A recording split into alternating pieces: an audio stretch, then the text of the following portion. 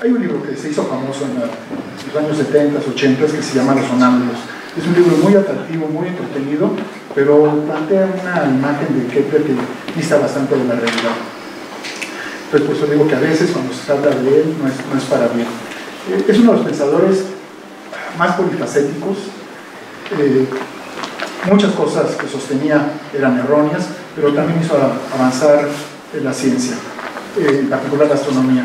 Sin su trabajo, podría decir uno que posiblemente Newton no pudiera haber logrado sacar adelante la ley de gravitación universal, porque se inspira, aunque no lo dice explícitamente, pero conoce muy bien el trabajo de Kepler. ¿Cuál era el problema básico? Es un problema que viene desde la antigüedad, en el que se trata de describir los movimientos planetarios, que en este caso significa, no es decir exactamente cuál es la curva, porque se suponía que era un círculo, sino decir en distintas fechas qué posiciones ocupan todos los planetas. Lo que significaba hacer un modelo para el movimiento de cada planeta. Entonces, resolver el problema del sistema planetario es dar modelos para cada uno de los astros que se están moviendo. Originalmente, tal y como plantea Platón, se trata de utilizar nada más círculos, suponiendo que las orbes, no órbitas, orbes, y eso significa esferas, se están moviendo, girando con velocidad uniforme. Entonces, Platón plantea el problema a sus cercanos, diciéndoles, encuéntrenme el modelo que reproduce esto, utilizando únicamente, exclusivamente círculos y movimiento uniforme. Se pusieron a tratar de hacerlo y vieron que era imposible. La primera solución, más o menos creíble, factible, la presenta Eudoxo, y lo que dice es que los planetas, el Sol y la Luna, se mueven alrededor de la Tierra, pero no con un movimiento uniforme, sino que hay un círculo imaginario que se está moviendo en torno de la Tierra, y ese círculo imaginario sirve para marcar el paso de un punto que sirve de centro a otro círculo en el cual realmente está moviendo el planeta. Este círculo, el segundo, se llama epiciclo, el primero se llama deferente. Entonces tienes una composición de círculos. Resultaba ser que ese modelo no bastaba, entonces le agregaban más epiciclos. Llegaba el momento, siglos después, en que tenías 54 círculos para explicar el movimiento de 5 planetas, lo cual significa que hacer los cálculos para el movimiento de ellos significa estar trabajando de manera acompasada con los distintos movimientos para que se fueran acoplando. Hacer cálculos de eso era terriblemente complicado. Para mejorar la situación se introdujo lo que se llama el punto excéntrico, es decir, como veían que los planetas se movían a distintas velocidades dependiendo del periodo en el que estaban en su órbita, decidieron poner un punto también imaginario alrededor del cual se movería el planeta, pero que desde la Tierra haría que pareciera que va cambiando la velocidad. Esa fue una primera solución. Tampoco funcionó tan bien, entonces introdujeron el ecuante, que era otro punto imaginario en torno del cual el planeta se está moviendo con velocidad uniforme. Con ese, entonces tenemos 3 puntos. Uno, el centro de giro; otro, el centro donde estaría la Tierra; otro, el centro del ecuante. Entonces traten de acoplar eso. Se convierte en una cosa mucho más complicada. Y así se estuvo desde el siglo II después de Cristo hasta el siglo XV, en la que los cálculos basados en esto llevaban a muchos errores. Es sabido que para el siglo XV, cuando se le encarga primero a Feuerbach y luego a Regiomontano en que recalculen las órbitas de los planetas, pues ya la diferencia entre cuando ocurre un fenómeno celeste como una conjunción, un eclipse, etc., y como estaba predicho de acuerdo a los modelos y las tablas que se pusieron a partir de ellos, pues había hasta 8 o 10 días de diferencia, lo cual era terrible. Una cosa es que se nos olvide el cumpleaños de alguien y otra que sea el cumpleaños de Jesucristo, ¿no? Entonces, la Navidad de los eventos importantes. Así las cosas, empezaron a surgir varias propuestas para tratar de resolver el problema. La primera es la de Copérnico, en la que hace un giro impresionante. En lugar de que los planetas estén girando en torno de la Tierra, vamos a hacer que giren en torno del Sol. Y lo único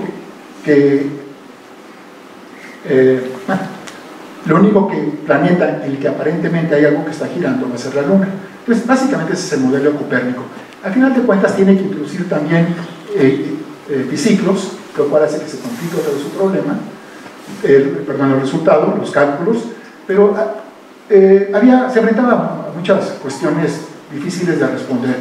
Si la Tierra se está moviendo alrededor del Sol, ¿por qué no lo sentimos? Si la Tierra se mueve alrededor del Sol, ¿por qué una luminaria como Venus no presenta fases? Es decir, esas alternaciones de luz y de sombras que nos presenta la Luna. Son cosas que decía el moderno de Copérnico, pero no se podrían ver. Otro problema es que para que funcionara el modelo de Copérnico, estamos suponiendo que la Tierra está girando, si se miran las estrellas, tendría que haber un paralaje. Es decir, cuando estás en una estación y estás en la estación opuesta, el ángulo al cual se ven las distintas constelaciones debería de cambiar, y no se veía. Y la explicación que daba es que posiblemente el universo era mucho más grande de lo que pensábamos, hasta 40 veces. Entonces, estuvo ahí la discusión. La opción más socorrida era decir, a ver, Copérnico está completamente equivocado. El modelo correcto es el de Aristóteles, que tiene como, para trabajar matemáticamente, a Ptolomeo, pero vamos a usarlos para cuestiones matemáticas, para ir resolviendo las posiciones de los planetas, haciendo cálculos que eran básicamente geométricos. En ese entonces no manejan álgebra, mucho menos estar resolviendo ecuaciones, cálculo diferencial integral ni soñarlo, estábamos a más de 100 años de que apareciera, etcétera, etcétera, ¿no? Entonces, vienen otras propuestas como la de Tycho Brahe, que dice, vamos a suponer que todos los planetas se mueven en torno del Sol y el Sol a su vez se mueve en torno de la Tierra. Entonces es una especie de solución intermedia entre el sistema copernicano y el sistema de Ptolomeo. Pero resultaba ser que las predicciones que daba tampoco eran tan correctas. Tycho Brahe se da cuenta que con las observaciones que han realizado a través de años con unos instrumentos maravillosos que él mismo diseñó y que montó, mucho más grandes que los usuales, tenía observaciones que marcaban un error hasta de 1 minuto de arco, lo cual era algo fabuloso. Antes de eso los errores eran por lo menos de 10 minutos de arco. Pero con esas nuevas mediciones era evidente que el modelo de Copérnico no predecía las cosas tal cual, había siempre errores. Entonces, ¿qué decide? Pues que necesita un matemático de altura, que va a ser Kepler, que venga a hacer cálculos por él. Y lo contrata. Estoy brincando muchos pasajes, etc. Y lo contrata ¿por qué? Pues porque Kepler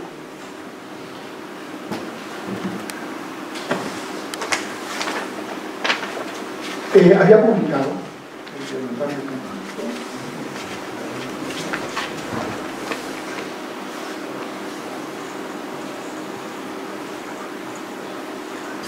un libro que tiene como imagen principal esta. Nos dice, vamos a tomar el universo copernicano, vamos a suponer que el Sol es en el centro, pero con este modelo que tengo aquí puedo dar respuesta a algo que antes se lo habían planteado pero no tienen ni idea de cómo abordarlo. Es ¿por qué Dios decidió que iba a haber 5 planetas? Y cómo decidió las distancias a las que iban a estar esos planetas respecto de la Tierra. Aquí Kepler diría respecto del Sol. Pero ¿sabe esta pregunta? Parece una pregunta metafísica. Es como decir, ¿por qué tenemos 2 piernas y 2 pies? ¿Por qué tenemos una cabeza? ¿Por qué la cabeza es redonda? Bueno, para eso había respuestas. Y te las da Platón en el Timeo. Pero ¿por qué 5 planetas? Eso no lo decía Platón. ¿Por qué? Te explica la formación de los planetas, te explica los giros de los planetas cualitativamente, pero no te dice por qué son 5. Y entonces lo que sucedió con Kepler es que él tuvo una educación con muchos elementos religiosos, porque él tenía pensado dedicarse a ser pastor. Tuvo la fortuna de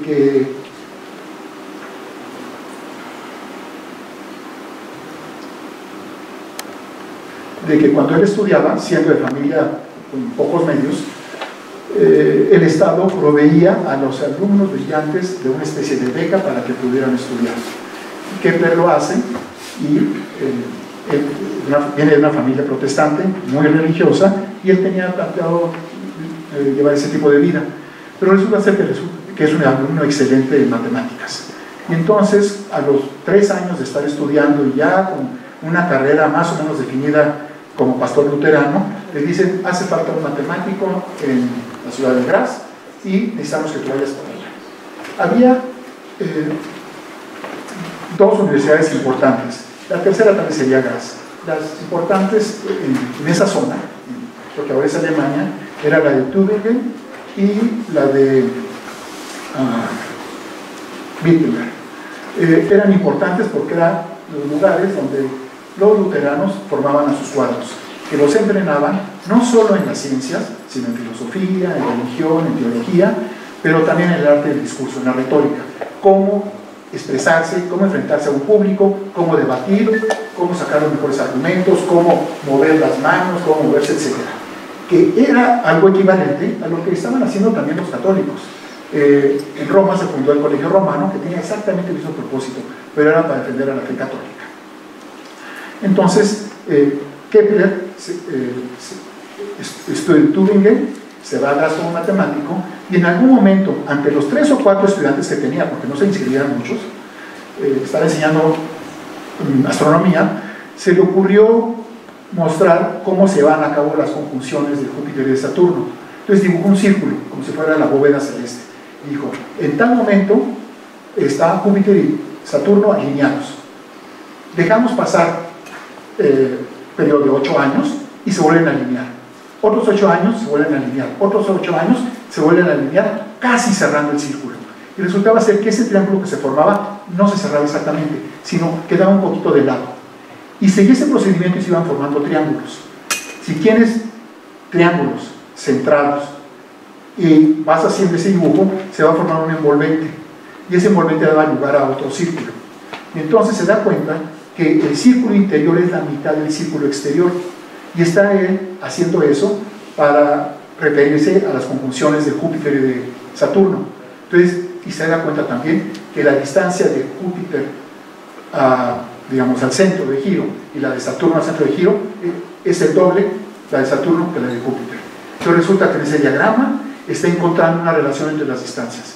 Y se le ocurre que tal vez la respuesta a cuáles son las distancias que tienen los planetas unos respecto de otros se pueda dar en términos de polígonos que puede estar anidando y formando envolventes. Se pone a hacer cálculos durante semanas y resulta ser que no funciona la idea, pero se da cuenta que esto está en 2 dimensiones y que en realidad el universo es algo que está en 3 dimensiones. Bueno, no dice en 3 dimensiones, sino simplemente en el espacio. Entonces decide intentarlo con poliedros, y para no meterme en detalles, ahí la tiene. Y lo que encuentra es que si tomas primero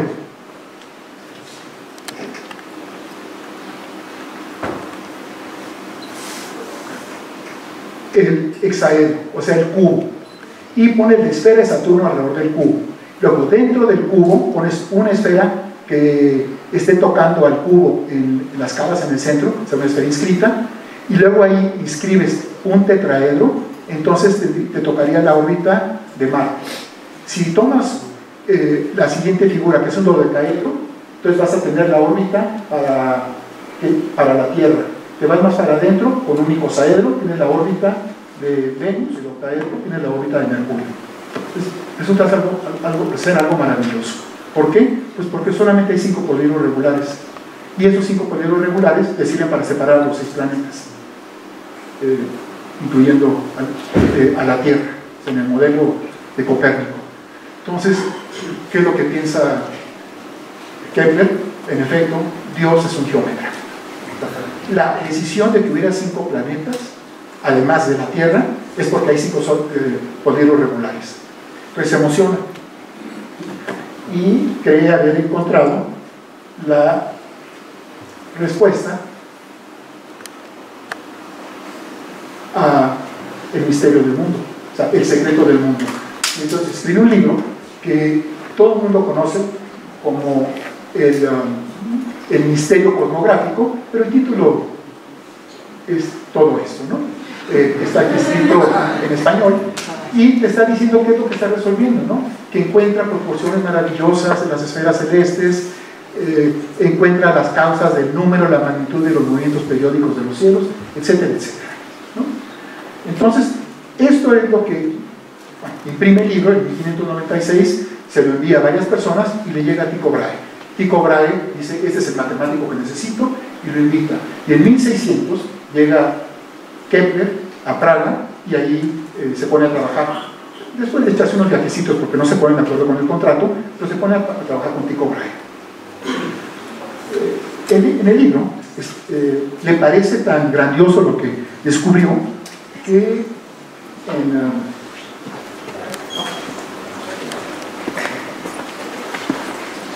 esto es lo que escribe al principio del libro. O sea, esa es la manera como se contempla a sí mismo Kepler, ¿no?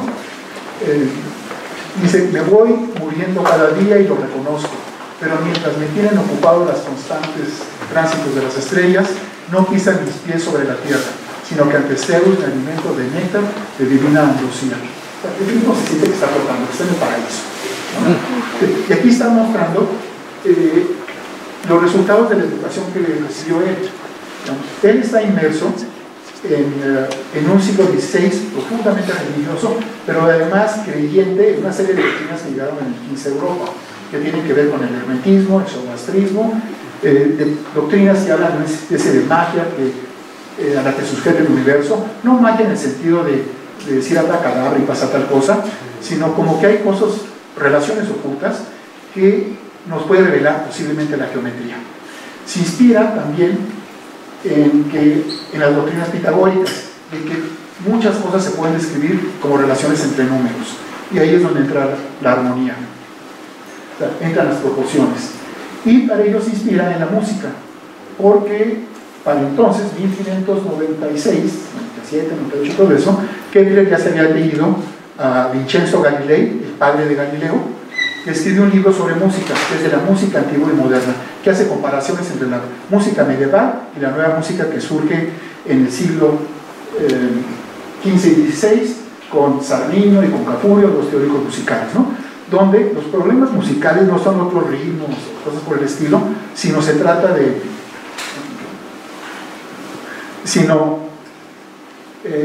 teorías matemáticas, o sea, establecer las proporciones en las que puedo ir generando los distintos tonos, los semitonos, etcétera, etcétera. Eso se transforma en problemas de sacar medias proporcionales, dobles medias proporcionales, triples medias proporcionales, etcétera. Y pues eso es, pues, ponerse a hacer calculitos.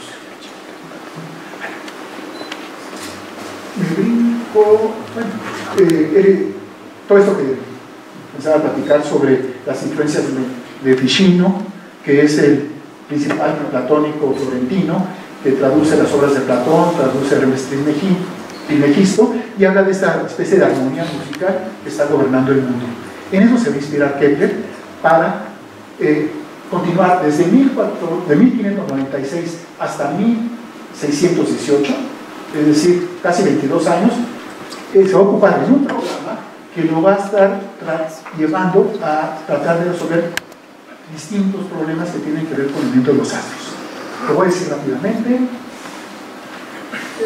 Como parte de las investigaciones que realiza con los datos de Tycho Brahe, encuentra lo que sería la primera ley, que en realidad es la segunda que encuentra, ¿no?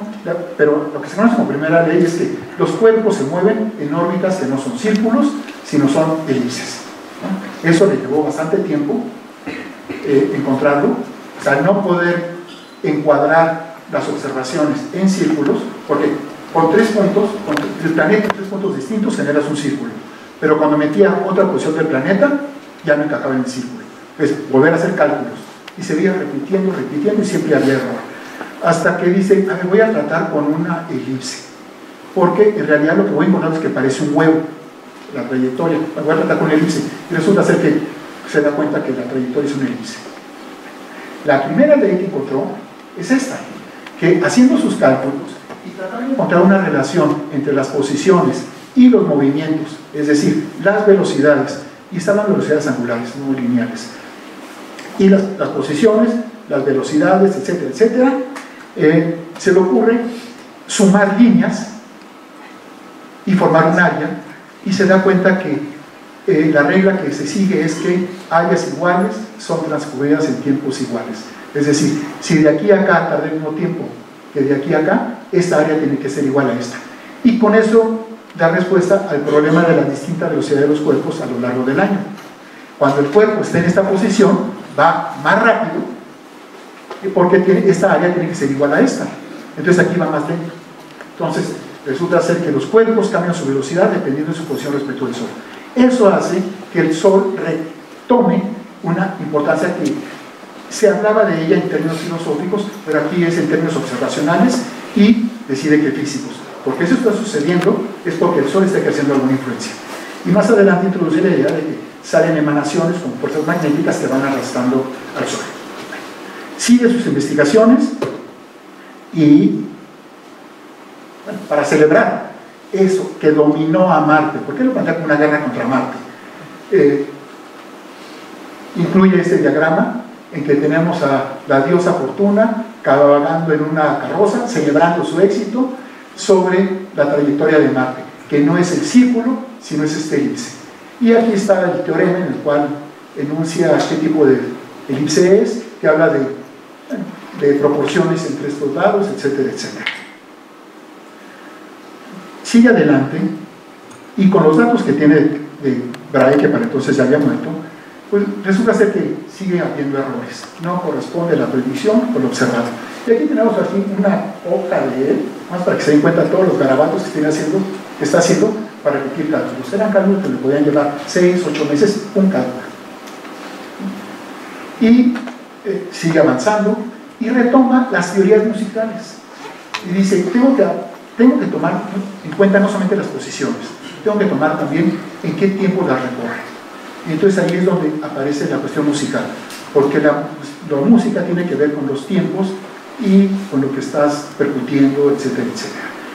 Y encuentra lo que sería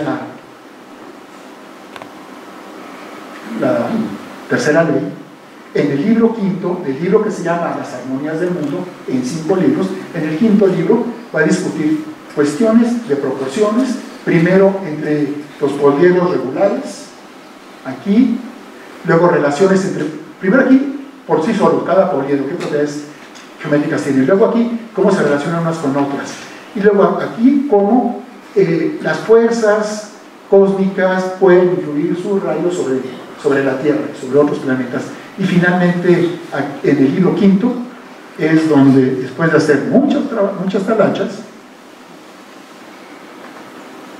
llega a esto. Aquí en esta partecita está expresada la tercera ley que, traducida al español, está aquí. La proporción entre los tiempos periódicos de cualquiera de los dos planetas es precisamente la proporción sesquialtera, es decir, 2/3 de sus distancias medias. No trabaja con el eje mayor o el eje menor del elipse, sino con la distancia media. Esta es la tercera ley. El texto, un poco más completo, era esto, ¿no? O sea, una ventaja de leer a Kepler es que te va diciendo todo lo que hace, dónde se equivoca, qué caminos resultan ser callejones sin salida, cómo lo rehace, te va platicando todo y tú después ir reconstruyendo su pensamiento, donde ves que está plagado de cuestiones metafísicas, cuestiones teológicas y cuestiones matemáticas, evidentemente, y cuestiones musicales, ¿no?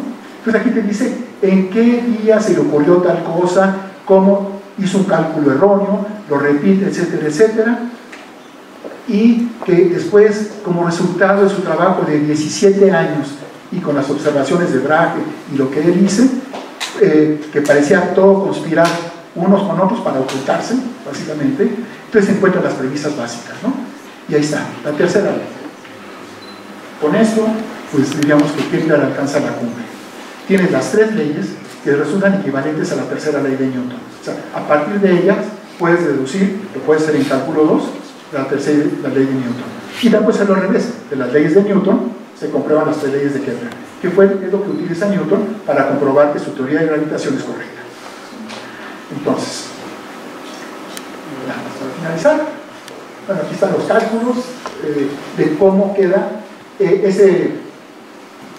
esa proporción del período elevado al cuadrado entre el promedio de los diámetros elevado al cubo, siempre es una constante para todos los planetas.